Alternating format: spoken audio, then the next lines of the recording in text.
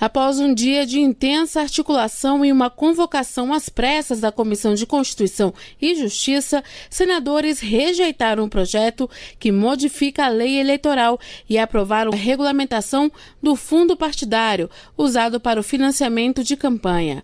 A votação desta terça-feira no Senado foi marcada por reviravoltas. No início da tarde, o presidente da Casa, Davi Alcolumbre, chegou a anunciar a retirada de pauta do projeto que modifica a lei eleitoral. Mas, após reunião de líderes partidários, foi acordada uma reunião relâmpago da CCJ, a Comissão de Constituição e Justiça. Aprovado pela Câmara dos Deputados na semana passada, o projeto aumentava os recursos do fundo eleitoral e mudava as regras de uso. Os partidos poderiam utilizar esse dinheiro para contratar advogados, pagar multas e até comprar imóveis. A proposta também permitia que os candidatos usassem outros programas de prestação de contas e não apenas o da Justiça Eleitoral, e aumentava o prazo para a regularização da contabilidade problemática, o que impediria punições aos candidatos. Diante da pressão popular, os líderes partidários decidiram rejeitar o projeto. Segundo o relator, senador Everton, do PDT do Maranhão, o Senado manteve apenas um artigo que estabelece que a Comissão Mista de Orçamento deverá definir o valor do fundo eleitoral, que será o mesmo do ano passado, no montante de R$ 1,7 bilhão.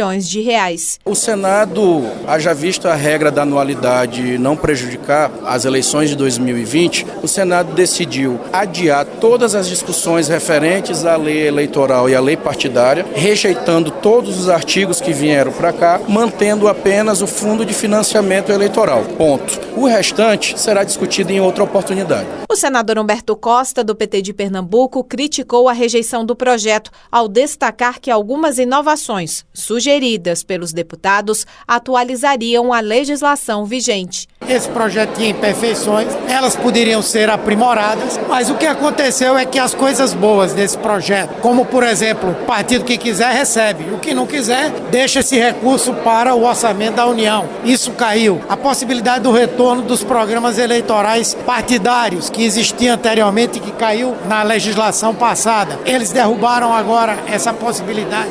O troca-troca de partidos em troca de recurso do fundo partidário vai continuar, hein? Alterado pelo Senado, o projeto volta para a Câmara dos Deputados. Segundo o presidente Rodrigo Maia, existe compromisso da aprovação da proposta dos senadores. Da Rádio Senado, Érica Christian.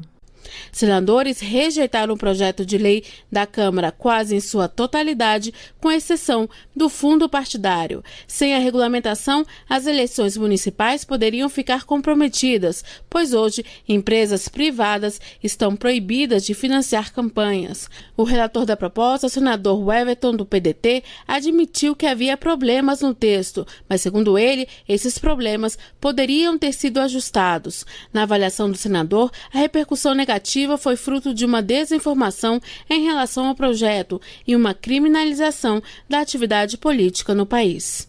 Acontece que não são todos os candidatos no Brasil que têm um filiado rico para poder financiar dentro da legislação. Dizer que o fundo eleitoral é um fundo criminoso ou que quem utiliza ele está gastando dinheiro do povo, devolva, ou senão não utilize. Nós precisamos parar para defender a Constituição Federal, a democracia e os partidos políticos, sim.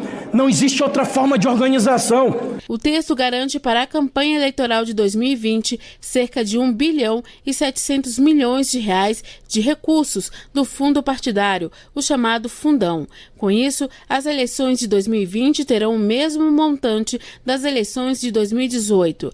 O texto da Câmara pretendia aumentar esse valor. O senador Álvaro Dias, do partido Podemos, classificou como um avanço a rejeição do Senado ao projeto da Câmara.